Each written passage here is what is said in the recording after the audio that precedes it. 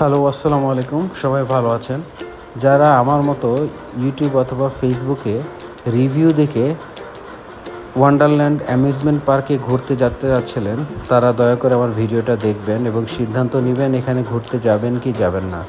কারণ আমি এখানে গিয়ে খুবই হতাশ। তো যাই হোক, প্রথমে আমরা 3:30-এ অ্যামিউজমেন্ট পার্কে পৌঁছালাম। জনপ্রতি 150 টাকা এন্ট্রি ফি। তো বাচ্চা যদি 3 বছরের নিচে হয় তাহলে তার জন্য ফ্রি।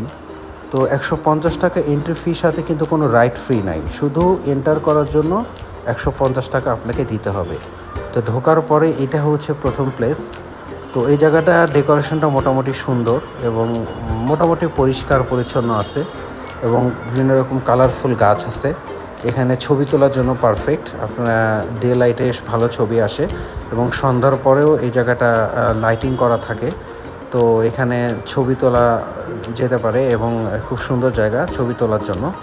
আর পাশে যেই রুমগুলো দেখতে পাচ্ছেন এগুলো হচ্ছে বাচ্চাদের গেমিংয়ের জায়গা। তবে এই জায়গাটাতে ঢুকে আমি খুবই হতাশ, কারণ এখানের অনেকগুলা গেমিং মেশিনই নষ্ট ছিল আর অনেকগুলো চালু ছিল এবং এখানে গেম খেলার জন্য একবার খেলার জন্য 100 টাকার একটা টিকিট নিতে হয়। তো এইটা আসলে খুবই ওয়েস্ট অফ মানি, কারণ এখানে খেলার ওরকম কোনো ইনস্ট্রুমেন্ট নাই, ম্যাক্সিমামই নষ্ট।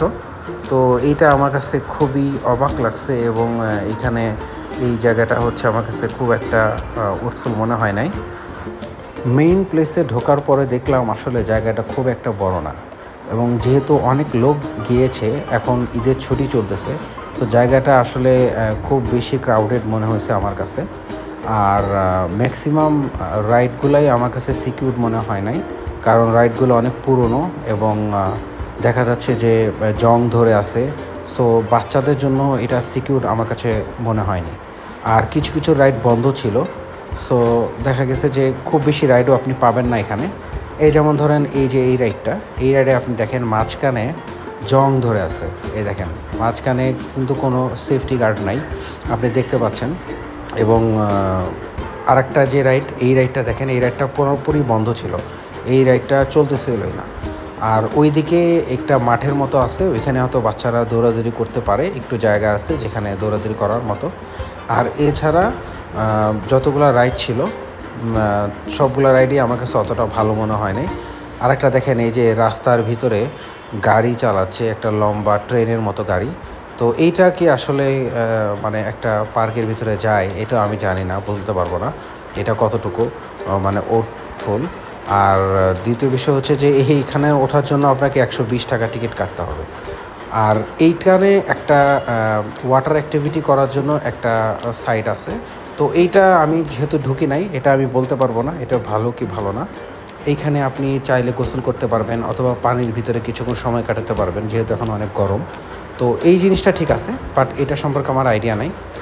আর এইদিকে ম্যাক্সিমাম রাইডগুলাই হচ্ছে মোটামুটি ফাঁকাই থাকে, যেহেতু এখন ঈদের সময় ছিল, হালকা ভিড় ছিল। আমার মনে হয় অন্যান্য সময় মোটামুটি ফাঁকাই থাকবে।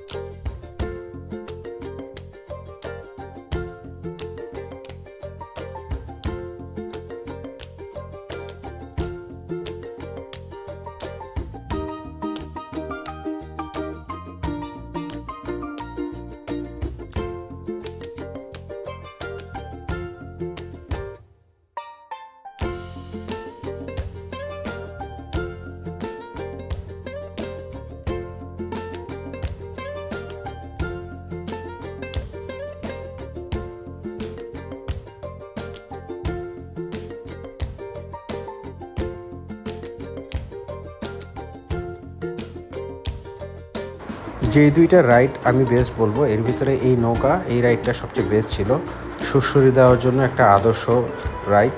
আর দ্বিতীয় ছিল হচ্ছে এই রোলার কোস্টার। এটা 120 টাকা দিয়ে আসলে যায়, আমি উঠবো, কারণ হচ্ছে এই রোলার কোস্টারটা একটু মজা ছিল এবং এইটাতে চড়ে এর মজা পাওয়া যাবে। এই দুইটা রাইড হচ্ছে এখানে আসলে বলার মতো। এছাড়া বাকি রাইডগুলো আসলে ওরকম বলার মতো না, এরকম আর আমার কাছে সেফটি রিজনটা আগে মনে হয়েছে এবং অন্যগুলো আমার এত সেফ মনে হয় না। এইখানে একটা রেস্টুরেন্ট আছে, তবে রেস্টুরেন্টের ডেকোরেশনটা ভালো হলেও রেস্টুরেন্টটা কিন্তু আমার কাছে নোংরা মনে হয়েছে এবং অর্গানাইজ না। দেখেন যে যেখানে ইচ্ছা বসে আড্ডা দিচ্ছে এবং পাশে একটা জলাশয় আছে, তো আপনি এখান থেকে জলাশয় উপভোগ করতে পারবেন। দেখার মতো তেমন কিছুই নাই। আর এখানে খাবারের প্রাইসও খুবই হাই, একটা আইসক্রিম 150 টাকা। তো যাই হোক, আমরা এখানে পাশেই দেখলাম যে বোটিংয়ের একটা জায়গা আছে। এই বোটিংয়ের জায়গাটাও আমার কাছে খুবই বাজে লাগছে, কারণ হচ্ছে এই 120 টাকা দিয়ে আপনি যখন এই বোটিং করতে যাবেন তখন দেখবেন যে প্যাডেল করার জন্য অতটা স্পেস নাই। বিশেষ করে আমরা যারা বড়, আমাদের প্যাডেল করতে খুবই কষ্ট হবে এবং নৌকাটা এত বড় না এবং এখানে সেফটি সিকিউরিটি কিছু নাই। শুধু হচ্ছে নৌকার ভিতরে 2টা লাইফ জ্যাকেট আছে, এছাড়া তেমন কিছু না। এইখানকার মেইন আকর্ষণ ছিল এই ডাইনোসর মামা, কিন্তু এরা আসে শুধু 30 থেকে 40 মিনিটের জন্য। তো এইটা আসলে বাচ্চাদের কাছে খুব এক্সাইটমেন্ট ছিল, কিন্তু তারপরও এই শো টাইমটা হচ্ছে অনেক কম, ম্যাক্সিমাম 30 থেকে 40 মিনিট। আর খুবই একটা যে লুক্রেটিভ লাগছে আমার কাছে বিষয়টা তাও না।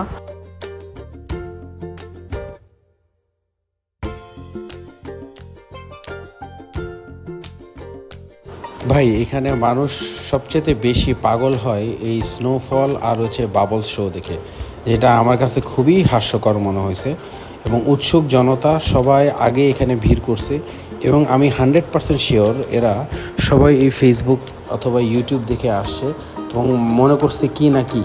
ভাই বিশ্বাস করেন, এই যে স্নোফলটা ছিল, এই স্নোফলটা আমি আসলেই খুব হতাশ হয়েছি, কারণ এরা হচ্ছে এই ডিটারজেন্টের যে ফেনা থাকে এইটা হচ্ছে এই স্নোফল হিসেবে ব্যবহার করছে এবং যারা প্রথম দিকে ছিল তারা সবাই ভিজে একেবারে শেষ, মানে গা থেকে একটু ডিটারজেন্টের গন্ধ আসতেছিল।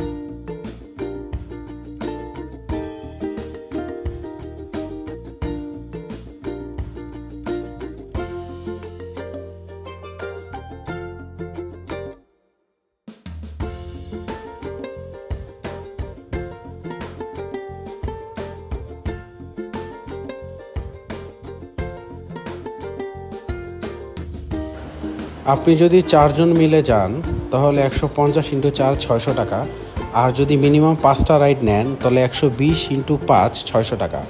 শুধু 1200 টাকা দিয়ে আপনি এখানে ঢুকতে পারবেন।